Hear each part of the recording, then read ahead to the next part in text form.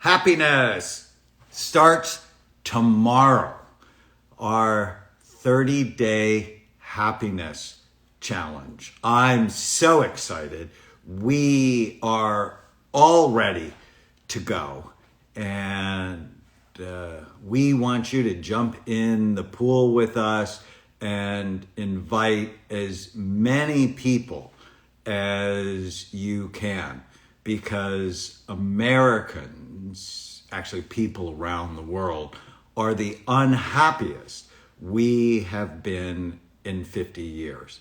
But there's a science to happiness. There's a neuroscience to happiness that we just have to share because of what's going on in our society. So many of you know my new book, Your Brain is Always Listening, is out in stores and has done really great.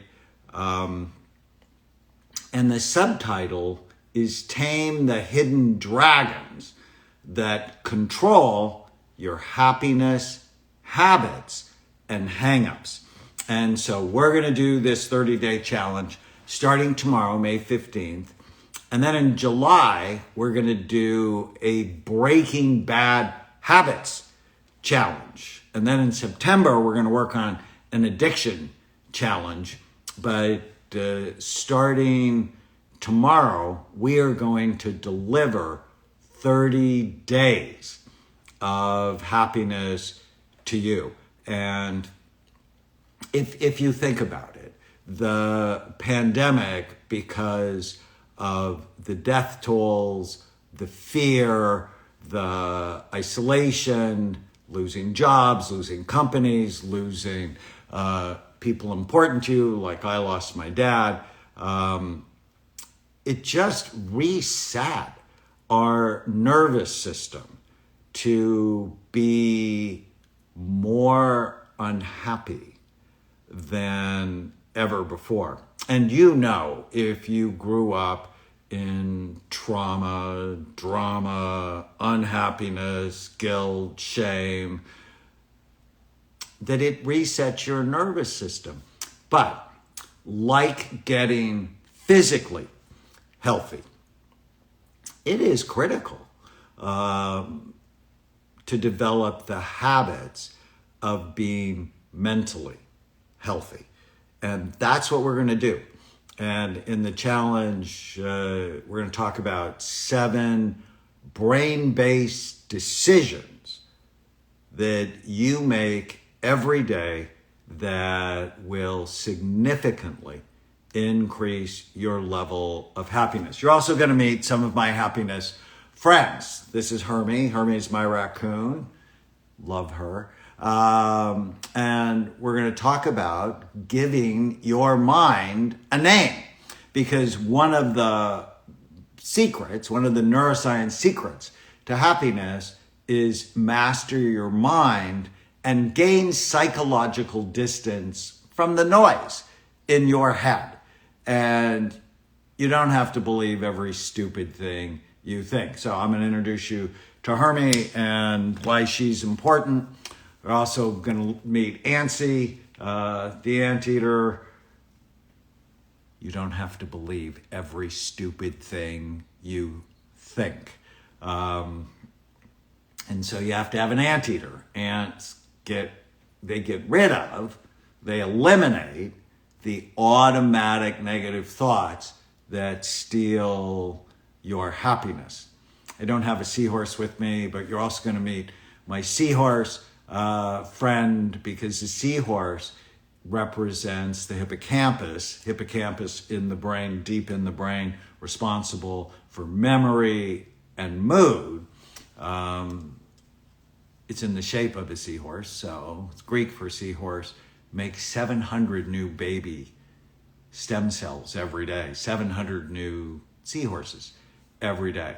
So you want to protect your seahorses. So secret number 2 is optimize the physical functioning of your brain. And people don't know that. They think of, oh, happiness. I need to do something special. I need to go on vacation. I need to be intimate with my spouse or my partner.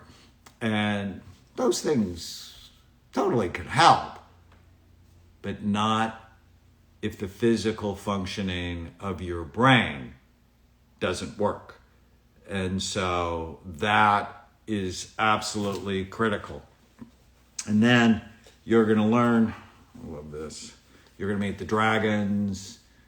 So your brain is always listening. Tame the hidden dragons that are always breathing fire on your emotional brain. And you can do this. I'm going to show you how. Tana is going to join me for about half of the episodes. But we're going to talk about happiness really needs to be geared to your brain type. What makes some people happy makes other people miserable. And so it needs to be geared to your specific brain type, and then optimize the physical function of your brain, nourish your brain. I'm just about ready to go make my famous morning shake that I just loaded up with Bright Minds protein powder, with Bright Minds powder or protein powder, neurogreens, smart mushrooms, a cup of berries. I make it for me and Tana every morning because you want to nourish your brain. 2%, 3%, depending on who you are, 3% of your body's weight, yet it uses 20 to 30% of the calories you consume.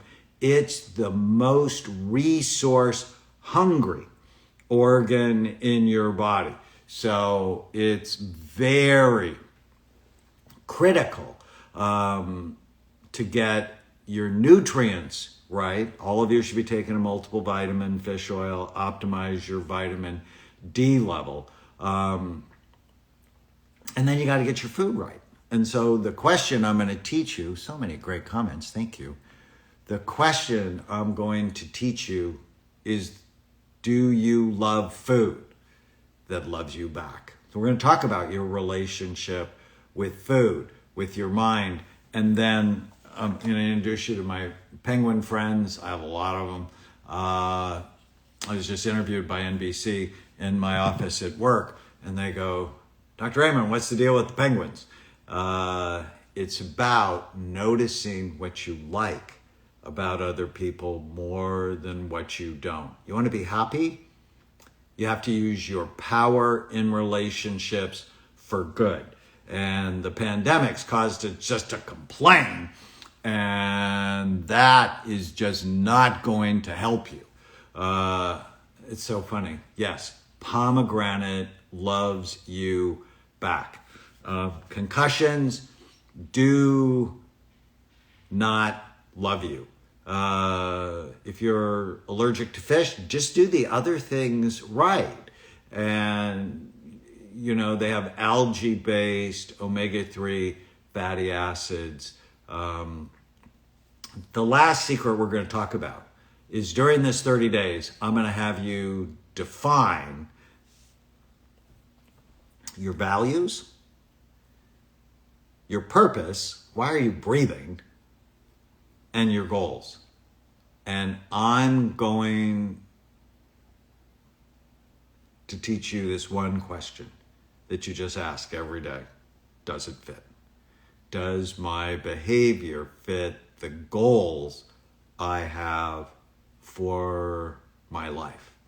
So 30 days. What we're going to do is we're going to give you one short video, anywhere from 4 minutes, that's our shortest one, to 15 minutes, that's our longest one, so not much. We're going to give you some exercises. We want you to journal. And yes, happiness takes a little bit of work, not a lot, but it takes consistent effort over time. Do you know unhappiness is often a bad habit? And I want to help you break the habitually negative behaviors you do and engage in habitually positive behaviors that serve your physical health, but also your mental and brain health. And when you do that, everything in your life will be better.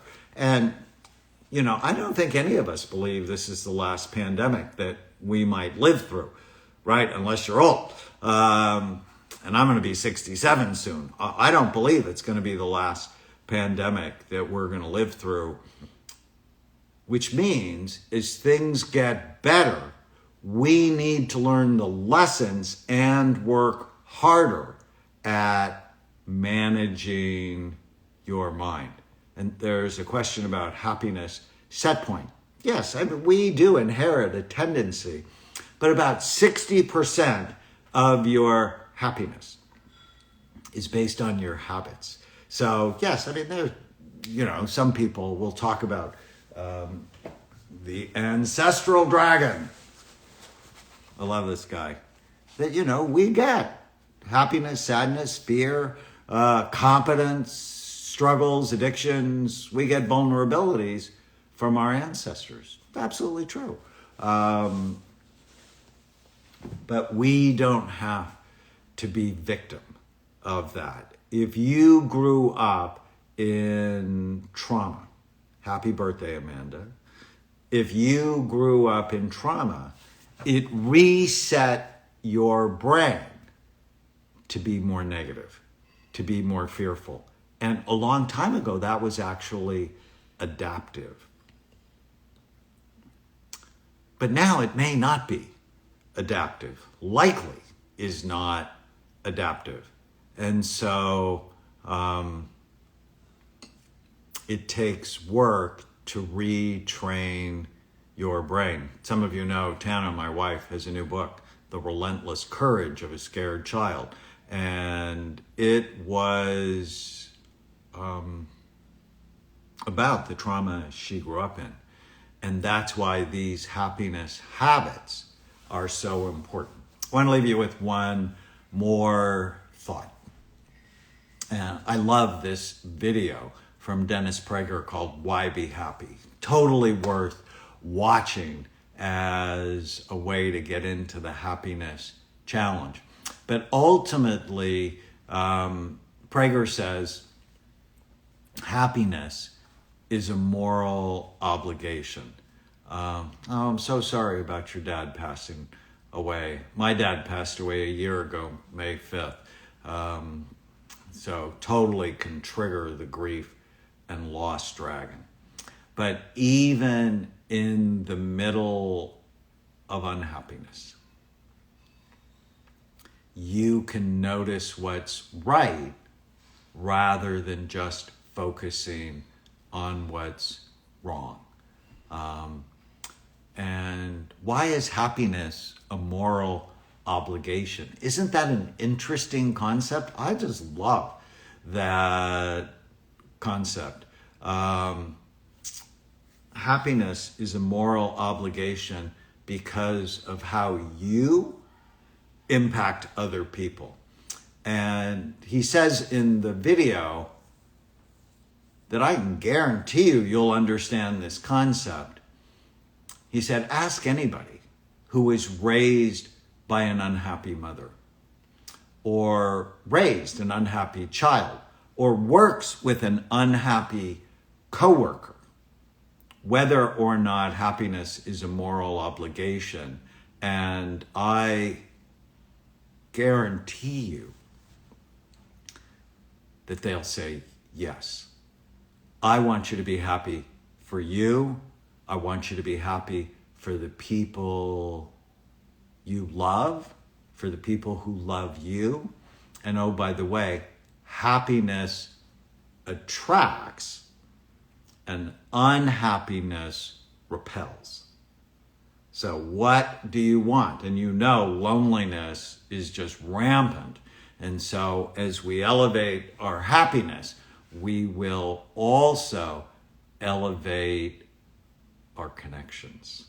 And that will be healing in this time. So one day, happiness starts. In fact, how the challenge is going to work is go to 30dayhappinesschallenge.com, put the link there, sign up, send it to all of your friends, and there's a little bit of pre-work. I'm going to have you fill out the Oxford Happiness questionnaire because I want you to do it at the beginning and then at the end of the challenge. If you stay with us for all 30 days, we have some very special gifts for you. I mean, I know this is going to make a big difference in your life. Whether, you're happy to start, you'll be happier. Whether you're struggling with anxiety, depression, it will help you.